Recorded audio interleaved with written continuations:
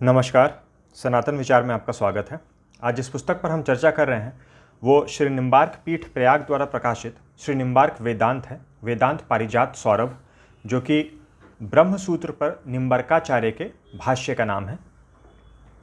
पुस्तक के व्याख्याकार और अनुवादक गोस्वामी श्री ललित कृष्ण जी महाराज हैं और इसके पहले हमने चौखंबा संस्कृत प्रतिष्ठान से जो श्री भाष्य और वल्लभ वेदांत की पुस्तकें देखी थी उसमें भी अनुवादक यही थे और ये भी पुस्तकें प्रथम निम्बार्क पीठ प्रयाग से ही प्रकाशित हुई थी और करीब 15-20 शायद 20 वर्ष पहले चौखंबा ने उनके प्रकाशन का जिम्मा ले लिया था। तो वो दोनों पुस्तकें चौखंबा प्रकाशित करती है और श्री ललित कृष्ण गोस्वामी द्वारा ही लिखित श्री निम्बार्क वेदांत यानी कि निम्बार्काचार्य के ब्रह्मसूत्र का भाष्य और माधव वेदांत यानी कि माधवाचार्य के ब्रह्मसूत्र का भाष्य, ब्रह्मसूत्र के माधवाचार्य का भाष्य निम्बार्क पीठ प्रयाग ही प्रकाशित करती थी। ये पुस्तक अभी इसका कोई नया प्रिंट नहीं हुआ है, ये ऑनलाइन भी अवेलेबल नहीं है, ऑफलाइन भी मुझे जानकारी नहीं है, शायद किसी पुस्तक विक्रेता के यहाँ उपलब्ध ना हो, ये मैं अनुमान लगा रहा हूँ, ऐसा कोई ज़रूरी नहीं है। ये पुस्तक मैंने पीठ से ही संपर्क करके प्राप्त करी थी और पीठ में ऐसे कोई देखने वाले नहीं है जो पुस्तकों के क्रय विक्रय से जिनका संबंध हो। वहाँ पर जो गुरुजी हैं उन्हीं का नंबर मुझे प्राप्त हुआ था और काफ़ी कई बार वार्तालाप चली, फिर ये पुस्तक प्राप्त हो पाई थी। वैसे अगर आप ये पुस्तक पढ़ना चाहते हैं तो इसका स्कैन्ड कॉपी archive.org पर उपलब्ध है। पुस्तक 2 खंडों में है, खंड तो नहीं, इसका प्रकाशन 2 टुकड़ों में हुआ था। ये प्रथम है पूर्वा, जिसको आप भूमिका समझ सकते हैं, और दूसरा उत्तरार्ध है जिसमें ब्रह्मसूत्र निम्बार्काचार्य का भाष्य का मूल्य और उसका अनुवाद है, और उसके अलावा निम्बार्काचार्य रचित वेदांत कामधेनु भी इसमें दिया गया है और उसकी भी व्याख्या श्री ललित कृष्ण गोस्वामी द्वारा जो है हिंदी में वह भी दी गई है। तो पहले पूर्वा देख लेते हैं। कुल पृष्ठ पूर्वा में है 145 जो है वो भूमिका के पृष्ठ हैं और 20 में परिचय इत्यादि शुभकामनाएं, नम्र निवेदन वो सब हैं। तो कुल 165 पृष्ठ हैं और उत्तरार्ध में 276 पृष्ठ में भाष्य और वेदांत कामधेनु है और प्रथम 36 में विषय सूची और परिचय, शुभकामनाएं इत्यादि हैं।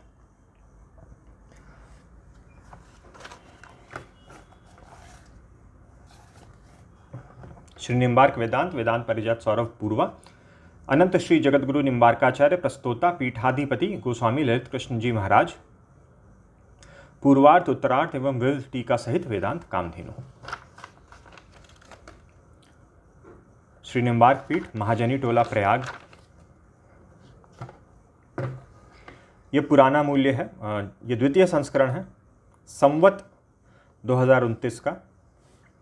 मूल्य उस समय 101 रुपये थे, अभी तो मुझे थोड़ा अधिक मूल्य देना पड़ा था पुस्तक का। प्रकाशकीय है, इसमें कुछ अंश मैं आपको पढ़ के बता दूं।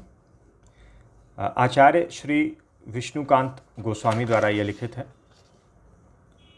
पूजनीय अनंत श्री जगतगुरु निम्बार्काचार्य गोस्वामी श्री ललित कृष्ण जी महाराज ने श्री निम्बार्क भाष्य के साथ ही प्रमुख वैष्णवाचार्यों के भाष्यों का लोक भाषा हिंदी में निष्पक्ष, प्रामाणिक एवं सरल भाव में अनुवाद किया। इसलिए स्वदेश ही नहीं अपितु विश्व में विद्वत समाज में भी लोकप्रियता अर्जित की। विख्यात दार्शनिक एवं विद्वज्जनों ने शुभ सम्मतियाँ भेजी। इधर लगातार लोगों ने इन भाष्यों को प्राप्त करने की बढ़ती उत्कंठता देखकर श्री निम्बार्क वेदांत को पुनः प्रकाशित कर रहे हैं। श्री निम्बार्क वेदांत का पहला संस्करण संवत 2020 में बांदा निवासी परम भक्त श्री मुन्नीलाल जी गुप्त के सहयोग से प्रकाशित हुआ था। मेरा अनुमान है कि श्री मुन्नीलाल जी गुप्त वही हैं जिनका गीता प्रेस में अध्यात्म रामायण का जिन्होंने अनुवाद किया था और गीता प्रेस की ही अपरोक्ष अनुभूति जो है, ऐसा मैं अनुमान कर रहा हूँ, शायद वही हैं श्री मुन्नीलाल जी, जिसमें ब्रह्मसूत्र भाष्य, वेदांत पारिजात सौरभ और 10 श्लोकात्मक वेदांत कामधेनु दोनों सम्मिलित थे। इधर प्रकाशन सामग्री एवं कागज आदि के बढ़ते मूल्यों को देखते हुए भाष्य को एक साथ छापना मुश्किल पड़ गया, इसलिए इसे 3 भागों में प्रकाशित किया जा रहा है।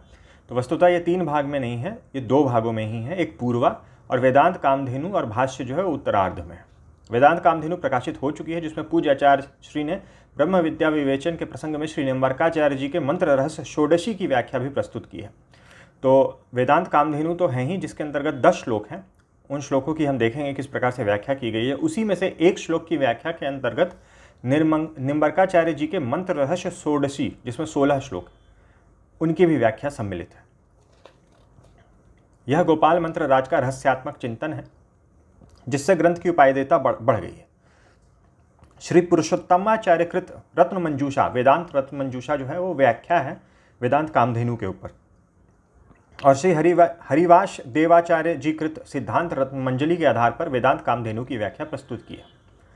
अब श्री निम्बार्क वेदांत को पूर्वार्ध और उत्तरार्ध 2 भागों में प्रकाशित कर रहे हैं। प्रस्तुत पूर्वार्ध अंक में पूज्य आचार्य श्री द्वारा श्री निम्बार्क वेदांत पर बृहद भूमिका लगभग 217 पृष्ठों की है, जिसमें विभिन्न दार्शनिकों के पक्षों को प्रस्तुत करते हुए भगवान श्री निम्बार्क के ऐतिहासिक परिचय, सिद्धांत एवं प्राचीनतम भाष्य पर गणवेशनात्मक तथ्य प्रस्तुत किए गए हैं, जो विद्वानों और शोधकों के लिए उपादेय सिद्ध हो गए। कुछ विद्वान एवं शुभ चिंतक महानुभावों ने अपने सुझाव को प्रस्तुत किए थे, उनके विचार पर कुछ संशोधन भी किया गया है। फिर आगे किस प्रकार कितनी लागत लगी और फिर यहाँ पे सूची दी गई है किन किन लोगों ने दान किया था पुस्तक के प्रकाशन हेतु। आगे नम्र निवेदन है श्री मुन्नीलाल गुप्त द्वारा।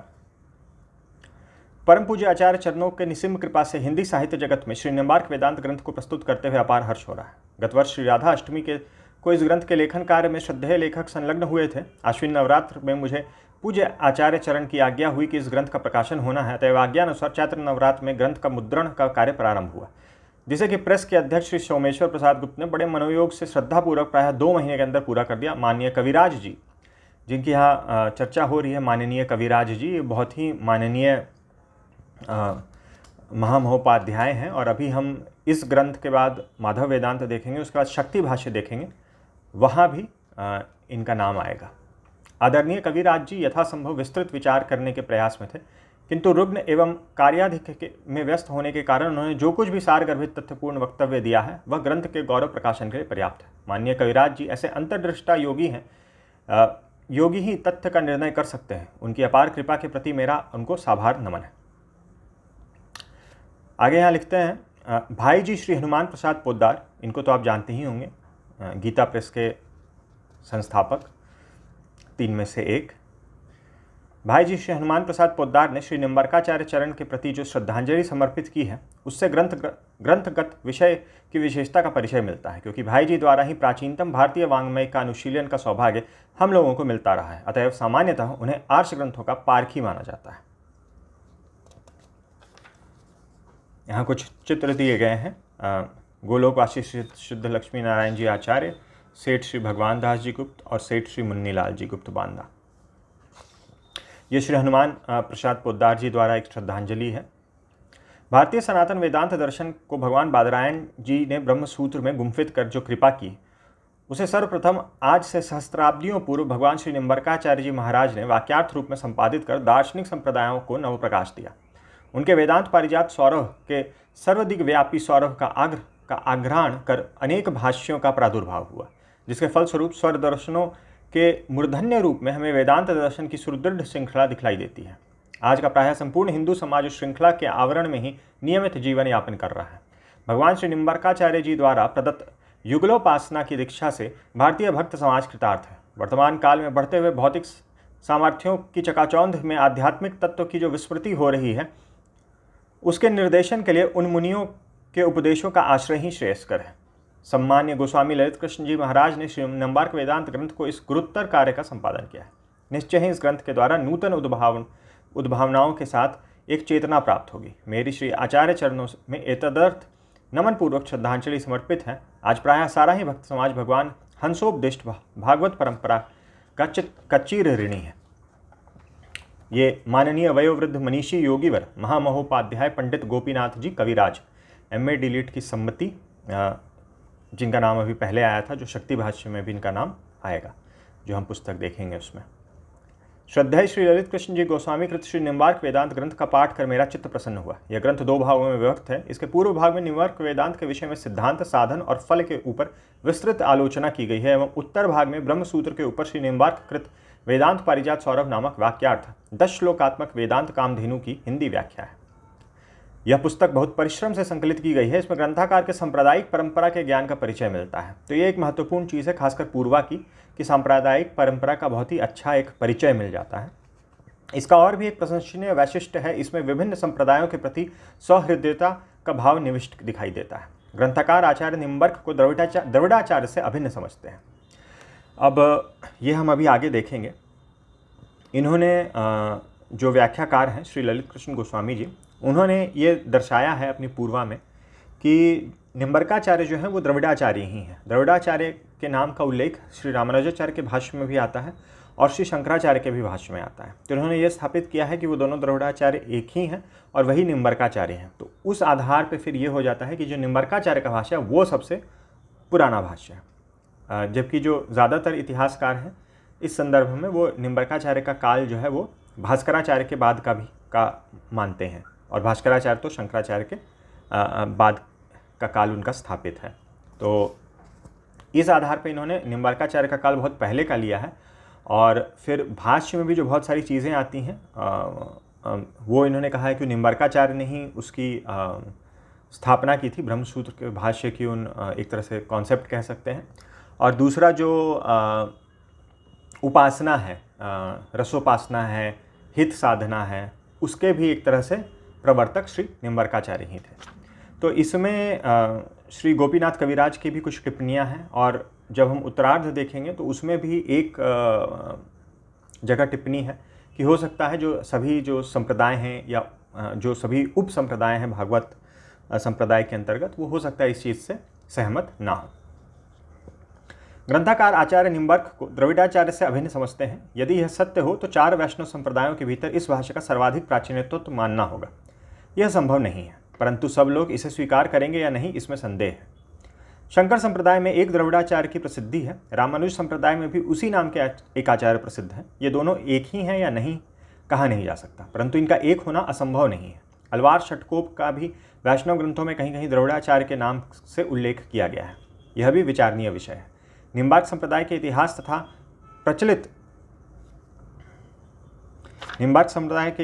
प्रचलित आचार और साधना के विषय में ग्रंथकार ने बहुत कुछ लिखा है। इसमें संदेह नहीं है कि हिंदी भाषा में लिखित वैष्णव साहित्य में इस ग्रंथ का एक विशिष्ट स्थान माना जाएगा। ऐतिहासिक तथा जिज्ञासु लोगों में इसका समधिक प्रचार वांछनीय है। विषय सूची है, उसमें विषय प्रवेश, एक इंट्रोडक्शन इन्होंने दिया है। प्रथम अध्याय में सिद्धांत समन्वय, थोड़ा बहुत सिद्धांत के बारे में जानकारी है। द्वितीय अध्याय में सिद्धांत अविरोध, जो अलग अलग सिद्धांत हैं, सांख्य, योग, वैशेषिक, मीमांसा, वेदांत, चारवाक, जैन, बौद्ध, उनकी विवेचना की गई है और निराकरण किया गया है। भगवान बादरायण, ये हम आगे देखेंगे। ये वेद व्यास जो हैं, जो महाभारत के रचयिता हैं, उनसे भिन्न मान रहे हैं ब्रह्मसूत्र के रचयिता बादरायण को, और निम्बर्काचार्य को उन्हीं के आसपास के काल का मान रहे हैं। भागवत धर्म के बारे में है। हंस सनकादिक नारद जो निम्बर्काचार्य के गुरु हैं, वो निम्बर्काचार्य ने अपने किसी श्लोक में नारद मुनि को कहा है, तो उसी हिसाब से वो फिर गुरु शिष्य परंपरा भी बता रहे हैं। भागवत धर्म के आदि आचार्य, उनकी चर्चा कर रहे हैं। श्री निम्बर्काचार्य का जीवन परिचय और उनके जन्म काल का निर्णय वो किया है। वेदांत पारिजात सौरभ का एक इस भाष्य का एक इंट्रोडक्शन है। द्वैतवादी प्रगवर्ती आचार्य, इसमें जो ब्रह्मसूत्र में अन्य आचार्यों का नाम आया है उनको स्थापित कर रहे हैं कि कैसे वो भी द्वैतवादी थे। फिर बादरायण का मत द्वैताद्वैत, ये कह रहे हैं कि जो ब्रह्मसूत्र हैं जो बादरायण ने रचना की, उनका भी मत द्वैताद्वैत ही था। फिर श्री निम्बर्काचार्य के द्वैताद्वैत के बारे में, और वो कैसे प्रतिनिधि आचार्य हैं इसके, मतलब प्रथम आचार्य, सर्वप्रथम व्याख्याकार के रूप में। श्री निम्बर्काचार्य ही द्रविड़ाचार्य हैं, उसको उन्होंने इस्टेब्लिश किया कि किस प्रकार से है। उसमें इनका एक मुख्य ये है कि श्री निम्बर्काचार्य ने बौद्ध मत का भी निराकरण किया है, बट उन्होंने अपने किसी भी भाष्य में शंकराचार्य के मत का, मायावाद का कहीं भी खंडन नहीं किया। तो ऐसा कैसे हो सकता है कि निम्बर्काचार्य ने, अगर वो उस काल के थे भास्कराचार्य के बाद के, तो शंकराचार्य का मत को कंसिडर ही नहीं किया।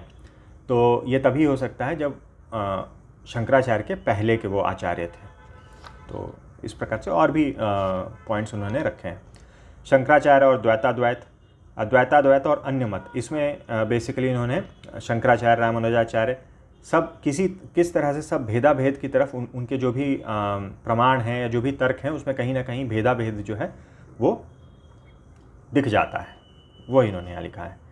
तृतीय अध्याय में फिर साधन सिद्धांत पे आ जाते हैं, साधना को लेके गुरु आचार्य वैष्णव मत और फिर अन्य संप्रदायों से भी में भी थोड़ा भेदाभेद और निम्बार्काचार्य द्वारा प्रवर्तित जो इनके अनुसार साधना की पद्धति थी, प्रेम मार्गी साधना, उसका वो दूसरे मतों में किस प्रकार से दिखता है। तो उसमें वैष्णव मत और ईसाई मत, प्रेम मार्गी इस्लाम मत, उसमें से कुछ एक आध उदाहरण लेके इन्होंने दर्शाया है। निम्बार्क परंपरा के सिद्ध संत, उनकी जानकारी दी है।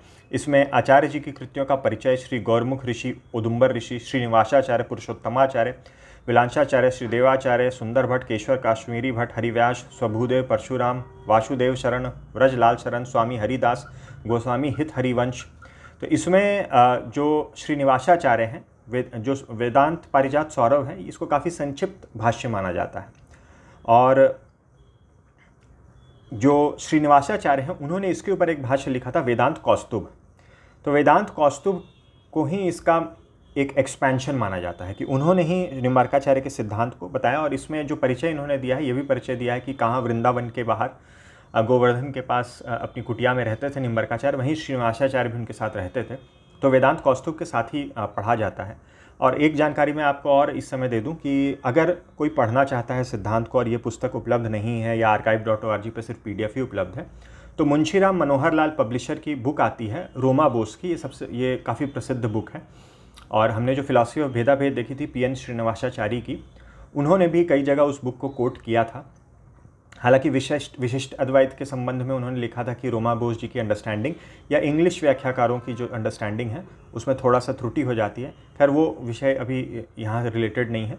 तो रोमा बोस की बुक आती है, उसमें वेदांत पारिजात सौरभ और वेदांत कौस्तुभ दोनों ही हैं अंग्रेज़ी में, लेकिन जहाँ तक मेरी समझ है उसमें मूल्य नहीं है।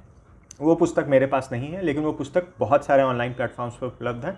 मुंशीराम मनोहर लाल पब्लिशर की अपनी वेबसाइट भी है, तो आप वहाँ से भी लेके उसको पढ़ सकते हैं। उसके अलावा चौखंबा की एक श्री MM अग्रवाल की पुस्तक आती थी 4 वॉल्यूम की, जिसमें कि वेदांत पारिजात सौरभ भी है, वेदांत कौस्तुभ भी है। फिर यहाँ जो नाम आ रहा है केशव काश्मीरी भट्ट, इन्होंने वेदांत कौस्तुभ के ऊपर पुस्तक लिखी थी, वेदांत कौस्तुभ प्रभा, वो मतलब उसके ऊपर भाष्य है। वो सभी और भी एक आध टीकाएँ उसमें सम्मिलित हैं, वो अभी आउट ऑफ प्रिंट है वो वाली पुस्तक। तो मैं कोशिश कर रहा था कि मुझे कहीं से श्रीनिवासाचार्य के मूल के साथ भाष्य और अनुवाद मिल जाए, उसमें अभी तक मैं सफल नहीं हुआ हूँ। और आगे चल के फिर कभी रोमा बोस वाली जो पुस्तक है, काफ़ी पुरानी पुस्तक है वो भी, अर्ली 1900s की है, मतलब 19th सेंचुरी 1920 या उसके आसपास की, मुझे ठीक से याद नहीं है। तो वो भी पुरानी पुस्तक है, तो फिर वो भविष्य में कभी लूँगा। फिर रसोपासना में हित तत्व, ये उपासना ही से संबंधित है। सहज हितोपासना और सहजिया मत और साधना तत्व, आचार मीमांसा, ये सब उपासना से संबंधित है। चतुर्थ अध्याय में फल सिद्धांत फिर दिया गया है। अब पूर्वा में से कुछ अंश मैं आपको पढ़ के सुना दूँ। ये प्राकथन है, एक तरह से इंट्रोडक्शन है। निम्बार्क वेदांत पूर्वा यहाँ से प्रारंभ हो रही है। पुस्तक पुरानी है, लेकिन प्रिंट वगैरह सब बहुत अच्छा है, फॉन्ट साइज़ भी ठीक है, पढ़ने में कोई दिक्कत नहीं है। यहाँ पे ये प्रस्थान त्रयी के अलावा एक और ग्रंथ उसमें ऐड करते हैं। प्रस्थान त्रयी हमने तो कई पुस्तकों में देखा है, सुना है, पढ़ा है। वेदांत आचार्यों ने इन्हीं तीनों पर अपने सिद्धांतों की स्थापना की। ये वेदांतियों के श्रुति प्रस्थान, तो श्रुति प्रस्थान उपनिषद है, स्मृति प्रस्थान गीता है, श्रीमद् भगवद गीता, और न्याय प्रस्थान ब्रह्मसूत्र है। और फिर चौथा इन्होंने कहा सिद्धांत प्रस्थान, जो कि भागवत यानी कि भागवत पुराण भी वेदांतियों का उपजीव फल प्रस्थान है। इस प्रकार विवेचन करने पर ज्ञात होता है कि वेदों के सिद्धांतों का समन्वय श्रुति प्रस्थान, अविरोध एकता, न्याय प्रस्थान, साधना, स्मृति प्रस्थान तथा फल सिद्धांत प्रस्थान है।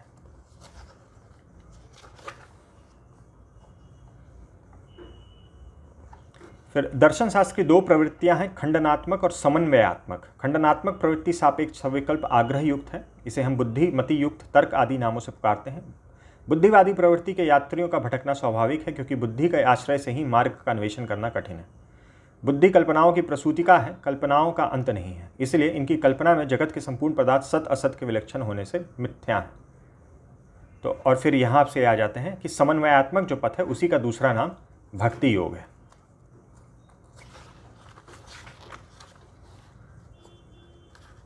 यहाँ पे विभिन्न जो अन्य दर्शनों का सिद्धांत अविरोध, सांख्य, योग, वेदांत दर्शन, जैन दर्शन, बौद्ध दर्शन, वेदांत दर्शन का भी इंट्रोडक्शन दिया है। अब यहाँ ये जो भगवान बादरायण वाला सेक्शन है, इसमें ये कहते हैं पुराणों में 28 व्यास कहे गए हैं। कृष्ण द्वापायन 28वें व्यास हैं तथा 29वें व्यास द्रोणी कहे गए हैं। ज्ञात होता है कि द्रोण पुत्र बादरायण ही द्रोणी है। हर जगह इन्होंने बहुत डिटेल्ड फुटनोट्स और सोर्सेज दिए हुए हैं। बादरायण को निम्बार्काचार्य जी प्रायः सभी जगह भगवान कहते हैं, जिससे ज्ञात होता है कि ब्रह्मसूत्र के रचयिता बादरायण ही है, क्योंकि ब्रह्मसूत्र में सृष्टि की उत्पत्ति, प्रलय, जीवों का आवागमन, माया और विद्या आदि तत्व विवेचन किए गए हैं। इसका ज्ञान है। तो फिर जहाँ पे ये भागवत धर्म के आदि आचार्यों की सूची दे रहे हैं, उसमें शांडिल्य जी आ गए, गर्गाचार्य, विष्णु स्वामी, कौंडिन्य, फिर आरुणि को ही ये श्री निम्बार्काचार्य कह रहे हैं, और फिर वही द्रविड़ाचार्य भी हैं। और यहीं पे इन्होंने फिर उनके जीवन का परिचय दिया है कि कहाँ उनका जन्म हुआ। और वेदांत पारिजात सौरभ की कुछ जानकारी है। फिर द्वैत प्रागवर्ती आचार्य में फिर वही ऑडोलिम, काशकृत्सन, बादरी, जिनका नाम हमें ब्रह्मसूत्र में सूत्र में मिलता है, भाष्य में नहीं। फिर श्री निम्बार्काचार्य का द्वैताद्वैतवाद यहाँ से ये स्थापित करने की कोशिश करते हैं कि श्री निम्बार्काचार्य ही प्रवर्ती आचार्य हैं भेदाभेद के। तो ये लिखते हैं, आजकल के सभी अन्वेषक एक स्वर में भास्कराचार्य को 1000 ईस्वी का तथा निम्बार्काचार्य को 1250 ईस्वी का सिद्ध कर रहे हैं। यदि ऐसा है तो क्यों ना हम द्वैताद्वैत या भेदाभेद के प्रवर्तक भास्कराचार्य को ही माने, क्योंकि उन्हें बहुमत से सर्वप्रथम ब्रह्मसूत्र का भेदाभेद परक अर्थ किया है। साथ ही बृहदारण्यकोपनिषद में शांकर भाष्य तथा आनंदगिरी की टीका से ज्ञात होता है कि शंकराचार्य 788-820 ईस्वी में लगभग एक शताब्दी पूर्व भृति प्रपंच नामक कोई भेदाभेदवादी आचार्य हुए थे। इनका नाम हमने फिलॉसफी ऑफ भेदाभेद और जो अविभागा भेदाभेद वाली पुस्तक देखी थी मोतीलाल बनारसी दास की, उसमें दोनों में हमने भृति प्रपंच के बारे में पढ़ा था। कोई भेदाभेदवादी आचार्य हुए जिन्होंने भाष्य लिखा था जो अब उपलब्ध नहीं है।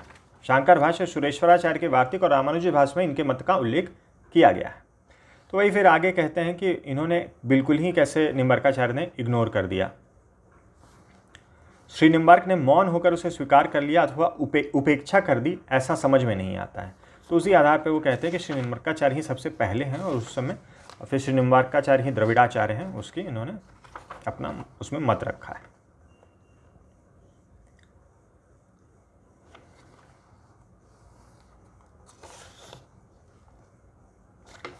ये भी एक इनके तरफ से पुराणों में जो विभिन्न पुराणों में अलग अलग दिए गए हैं, या फिर शंकराचार्य का जो भाष्य था, हाँ यहाँ पे शंकराचार्य का भाष्य था। श्री निम्बार्क अपने काल में प्रचलित पाशुपात वीर शैवमत का निराकरण ब्रह्मसूत्र वाक्यार्थ इतने में तक करते हैं। मत का निराकरण करके शिव का जो अविरुद्ध रूप भागवत संप्रदाय ने उपस्थित किया है वह बड़ा अनूठा है। स्वयं शिव का वैष्णवाचार्य बनाकर उन्हीं के मुख से संपूर्ण वैष्णव तंत्र और उपासना के व्याख्यान पुराणों और संहिताओं में कराया गया है। वीर शैवमत लिंगायत संप्रदाय के उपासक शमशान भस्म धारण करते थे और गले में शिवलिंग की मूर्ति लटकाकर चलते थे। उसका समन्वय भी स्वयं निम्बार्क ने किया है। तो इन्होंने हर चीज़ का मतलब एक तरह से उसको वैसे जस्टिफाई किया है, अपने भागवत मत को भी, और श्री निम्बार्काचार्य को तो ये पहले स्टैब्लिश कर ही रहे हैं। फिर शंकराचार्य और द्वैताद्वैत है। द्वैताद्वैत और अन्य मत जो है यहाँ पर किस तरह से विभिन्न ब्रह्मसूत्र के भाष्यों में द्वैताद्वैत या स्वाभाविक भेदाभेद दिखता है उसकी विवेचना की गई है। उसके पहले यहाँ ऊपर इन्होंने निम्बार्काचार्य का एक जगह पे मतलब कंसाइज करके थोड़ा सिद्धांत हमें दिख जाता है, तो वो मैं पढ़ के आपको सुना दूँ। श्री निम्बार्काचार्य ने जीव जगत ब्रह्म और माया के विषय में विचार व्यक्त किए हैं। उनसे और अन्य प्रवर्ती आचार्यों के मत से कोई विरोध नहीं है, विचारों में बड़ा सामंजस्य है। सभी के मत से जगत की सृष्टि, स्थिति और लय का कर्ता एक अद्वितीय ब्रह्म है। जीव और जगत उस ब्रह्म के अंग और अंश विशेष हैं। ब्रह्म स्वरूपतः चिदानंद रूप, माया शक्ति युक्त, सर्वज्ञ, सर्वशक्तिमान और सर्वाश्रय है। ब्रह्म की ही अंगीभूत माया के द्वारा उसी के स्वरूपगत आनंद के उपादान से यह दृश्यमान जगत नाम और रूप से प्रकाशित है। जीवात्मा ब्रह्म के ही चिदंश का प्रकार भेद है, इसलिए ज्ञाता दृष्टा है। जीव और जगत ब्रह्म के ही अंश होने के कारण तथा ब्रह्म दोनों का आश्रय है, इसलिए ब्रह्म निर्गुण और सगुण दोनों प्रकार से वर्णन किया गया है। ब्रह्म विभु स्वभाव और सर्वव्यापी है, जीव और जगत उसके व्याप्य है, इसलिए जीव का ब्रह्म के साथ भेदाभेद संबंध है। जीव जगत और ब्रह्म में अत्यंत भेद है और ना अत्यंत अभेद, ना ही भेद है ना ही अत्यंत अभेद है। फिर यहाँ से रसोपासना में हित तत्व, श्री निम्बार्काचार्य की रसोपासना में हित भाव का एक विशेष महत्ता है। हित साधन जो है वो आध्यात्मिक योग साधना है, और फिर इन्होंने हित साधना के ऊपर ये फिर बाकी का जो पूर्वा है वो साधना पे ही केंद्रित है। तो इस प्रकार से पृष्ठ संख्या 145 पे पूर्वा समाप्त हो रही है। अब उत्तरार्ध देख लें, जिसमें मूल भाष्य आता है। अभी तक तो हम इंट्रोडक्शन ही देख रहे थे। इसमें भी छपा हुआ मूल्य 100 रुपये है। मैंने 3 पुस्तकें मंगवा पाया था पीठ से, उन्होंने एक और दी थी अपने तरफ से, तो मूल्य तो थोड़ा अधिक ही पड़ा था। ऐसे भी अभी ये पुस्तक प्रिंट में नहीं है, तो इस मूल्य का कोई ये उन्होंने ही मूल्य काट के भेजा था पीठ से ही। तो ये वेदांत पारिजात सौरभ का एक इंट्रोडक्शन है, मंगलमयी कामना है। इसमें विद्वानों की दृष्टि में उन्होंने सब बहुत लोगों के पास भेजा था, सबने अपने कमेंट्स भेजे हैं, इन्होंने भी यहाँ नीचे लिखा है। पर मेरी तो मान्यता है कि आचार्य चरण का प्रादुर्भाव द्वापर में ही हुआ था। ये उनसे एग्री नहीं कर रहे हैं। अनंतलाल गोस्वामी जी कह रहे हैं, अनन्यान स्थलों पर जो आपने अपने स्वतंत्र विचार प्रस्तुत किए हैं, संभवतः उन पर वैष्णवी शाखाओं में कुछ वैमत्य होगा। वैसे आपका प्रयास श्लाघ्य है। प्रभु आपको चिरंजीवी करें, आपकी कृतियाँ सर्वमान्य हो, यही कामना है। फिर हमने आगे जो श्री कविराज का जो पढ़ा था वो भी यहाँ पे दिया गया है, श्री गोपीनाथ कविराज द्वारा, और श्री हनुमान प्रसाद पोद्दार जी द्वारा जो श्रद्धांजलि थी वो भी यहाँ दी गई है। ये कुछ पुस्तकें प्रकाशित हैं। श्री निम्बार्क वेदांत जो हम देख रहे हैं, श्री रामानुज वेदांत जो कि अब श्री भाष्य नाम से चौखंबा से प्रकाशित हो रही है, निम्बार्क पीठ की ही वो ओरिजिनल पुस्तक है। श्री माधव वेदांत हम अगले वीडियो में देखेंगे। श्री वल्लभ वेदांत जो अब चौखंबा संस्कृत प्रतिष्ठान से प्रकाशित हो रही है, वो भी निम्बार्क पीठ की ही पुस्तक थी। वेदांत कामधेनु विस्तृत व्याख्या सहित वो इस पुस्तक के अंत में है, वो अभी हम देखेंगे। और फिर अन्य कुछ पुस्तकें पीठ की। उत्तरार्ध में हम लेआउट जानते ही हैं ब्रह्म सूत्र का, 4 अध्याय, चारों में 4 पाद, तो यही विषय सूची दी गई है। डिटेल्ड विषय सूची है जहाँ सूत्रों की भी व्याख्या दी गई है। यहाँ से प्रारंभ हो रहा है, सूत्र दिया गया है, वाक्यार्थ में जो मूल भाष्य है वो दिया गया है, और फिर भावार्थ दिया गया है। शब्दशः अनुवाद नहीं है, उसको इन्होंने भावार्थ कहा है। प्रिंट वगैरह ठीक है, फॉन्ट साइज थोड़ा छोटा है, जैसा देख सकते हैं। काफ़ी डिटेल में ये जो हाफ डैश दिख रहा है, लाइन थोड़ा लंबा सा, इसके नीचे जो भी सेक्शन है वो सब फुट नोट्स हैं। तो फुट नोट में इन्होंने काफ़ी रेफरेंसेस इत्यादि दिए हैं। आनंदमय परमात्मा ही है, जीव नहीं, क्योंकि जीव का आनंद क्षणिक होता है और परमात्मा विषयक आनंद अनंत है। सिद्धांत तो हम कुछ देख चुके हैं पूर्वा में, यहाँ बस थोड़ा बहुत मैंने कुछ हाईलाइट करके रखा हुआ है, वो आपको दिखा दूँ। सर्वशक्तिमान परमात्मा अपनी स्वशक्ति से विक्षेप माध्यम से अपने को जगत के आकार में परिवर्तित करके अपने अव्यक्त शुद्ध रूप से ही अपनी शक्तिमत्ता और कृतिमत्ता से परिवर्तित हो जाता है। तो ये जगत के संदर्भ में है।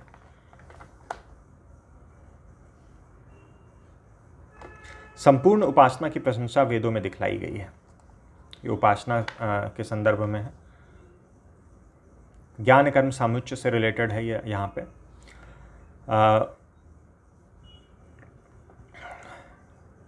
3, 4, 5 यानी अध्याय 3 के चौथे पाद के 5वें सूत्र में जो ये कहते हैं कि विद्या और कर्म दोनों साथ साथ मोक्ष के मार्ग के साथी हैं, जो उसमें 50% का बराबर का दोनों का हिस्सा है, अधिक न्यून नहीं। कर्म की प्रधानता हो, विद्या उपकारी अंग मात्र हो, ऐसा नहीं, दोनों की बराबर की हिस्सेदारी है। तो कोई भी भेदाभेद फिलॉसफी हम देखेंगे, वो चाहे विज्ञान भिक्षु का हो, चाहे यादव प्रकाश या फिर भास्कराचार्य, तो ज्ञान कर्म सामुच्य जो है वो सबका एक कॉमन है उसमें। नदियाँ जैसे समुद्र में जाकर नाम रूप त्याग कर लीन हो जाती हैं, वैसे ही ये भी सूक्ष्म शरीर की 17 कलाएँ होती हैं, फिर उनकी जानकारी दी गई है। परंतु प्राण और स्पर्श तंत्र मात्रा को अभिन्न मानकर 16 कलाएँ ही मानी जाती हैं। ये 16 कलाएँ छूट जाती हैं तभी मोक्ष होता है। यहाँ पे भाष्य समाप्त हो जा रहा है। पृष्ठ संख्या 215 पे फिर एक उपसंहार दिया गया है। गृहस्थ आश्रम पे ही सबसे ज़्यादा फोकस किया है श्री निम्बर्काचार्य ने मोक्ष के साधन हेतु। भगवान श्री निम्बर्काचार्य जी ने ब्रह्म की जिज्ञासा वेद वेदांत के अध्ययन के बाद गृहस्थ आश्रम को ही कही है। स्वामी शंकराचार्य जी ने की भांति षट साधन संपत्ति शम दम उपर्ति तितिक्षा समाधान श्रद्धा के अभ्यास के बाद नहीं। श्री निम्बर्काचार्य इन शम दम आदि को ब्रह्म विद्या प्राप्ति का साधन मानते हैं, जो कि ब्रह्म जिज्ञासा के बाद की बात है। इस प्रकार अनासक्त भाव से गृहस्थ आश्रम में रहते हुए भगवत उपासना करनी चाहिए, यही मुक्ति का साधन है। यही संपूर्ण ग्रंथ का प्रतिपाद्य तात्पर्य है, जो कि उपक्रम उपसंहार संगति आदि से सिद्ध है। यहाँ से वेदांत कामधेनु प्रारंभ हो रहा है। वेदांत कामधेनु 10 श्लोकी। वेदांत पारिजात सौरभ में जिस तथ्य का प्रतिपादन आचार्य जी ने किया है, उसी को सार रूप से अपने 10 श्लोकात्मक वेदांत कामधेनु में कहते हैं। और बहुत ही अच्छी और डिटेल्ड व्याख्या है। अब जैसे ये प्रथम 1 श्लोक है, इसका अन्वय दिया गया है, भावार्थ दिया गया, और फिर व्याख्या में एक एक शब्द की व्याख्या की गई है। अब देखिए यहाँ वाम अंगे बस लिया गया, उसकी व्याख्या की गई। फिर अगला शब्द लिया गया मुदा, उसकी व्याख्या की गई। फिर सदा विराजमान लिया गया, उसकी व्याख्या की गई। तो इस तरह से हर श्लोक में अन्वय दिया गया है, भावार्थ दिया गया है, फिर हर शब्द को लेकर उसकी व्याख्या की गई, विस्तृत व्याख्या।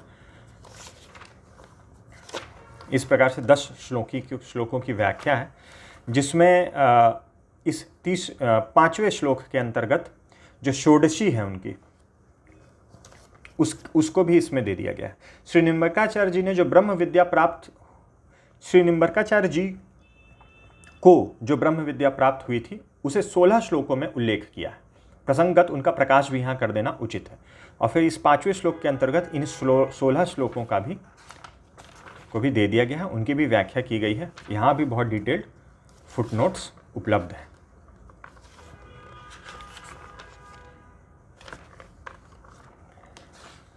तो ये पुस्तक अगर आप देखना चाहते हैं तो archive.org पर इसका स्कैन कॉपी उपलब्ध है, और नहीं तो जैसा मैंने बताया, अगर आप निम्बर्काचार्य का भाष्य पढ़ना चाहते हैं तो चौखंबा वाली जो पुस्तक है वो अभी आउट ऑफ प्रिंट है। आप रोमा बोस की पुस्तक जो मुंशीराम मनोहर लाल पब्लिशर से प्रकाशित होती है, उसमें वेदांत कौस्तुभ और वेदांत सौरभ पारिजात दोनों हैं, तो आप वो ले सकते हैं। हर ऑनलाइन मीडियम पे वो उपलब्ध है। यहाँ अंत में एक जानकारी दी गई है, जैसा हमने शुरुआत में ही पढ़ा था कि श्री पुरुषोत्तमाचार्य ने 10 श्लोकी पे भाष्य लिखा था, उसकी कुछ जानकारी दी गई है कि पर जो भाष्य लिखा था वह आयुर्वेद के इस सिद्धांत रोग का हेतु आरोग्य और भैषज औषधि के अनुसार है। उन्होंने सर्वप्रथम जीवात्मा का रूप दिखलाकर रोगी का वर्णन किया, बाद में रोग का हेतु अचेतन माया को बतलाया, ब्रह्म रूप प्राप्ति को आरोग्यता, इसलिए परमात्मा का स्वरूप कहा। इस आरोग्यता को प्राप्त कराने वाली वैद्य भगवती श्री राधा हैं, अतः उनका ही भगवान का चरण है, उसी में जो सत्कर्म रूप सत्यता है वही सगुण ब्रह्म स्वरूप है, वो है। दूसरा, इसमें जो 10 श्लोकों की जो सीक्वेंस दिया गया है वो पुरुषोत्तमाचार्य के भाष्य में वैसा नहीं है, तो वो डिफरेंस बता दिया गया है कि उसमें क्या सीक्वेंस है और इसमें सीक्वेंस अलग है।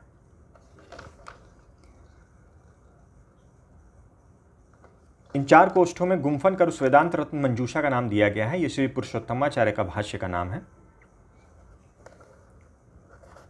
आज भी श्री पुरुषोत्तमाचार्य जी का निर्धारित श्लोक क्रम ही प्रसिद्ध है, ये लिख रहे हैं यहाँ पे, परंतु श्री निम्बर्काचार्य जी ने 10वें श्लोक में जो क्रम दिया है वही ऊपर दे दिया गया है, उसमें कुछ विशेष संगति भी है। फिर आगे एक जगह बताते हैं कि स्तोत्र के लिए तत्व विवेचन की दृष्टि से भाष्यकार श्री पुरुषोत्तमाचार्य जी का गुम्फन ही भी अनूठा है।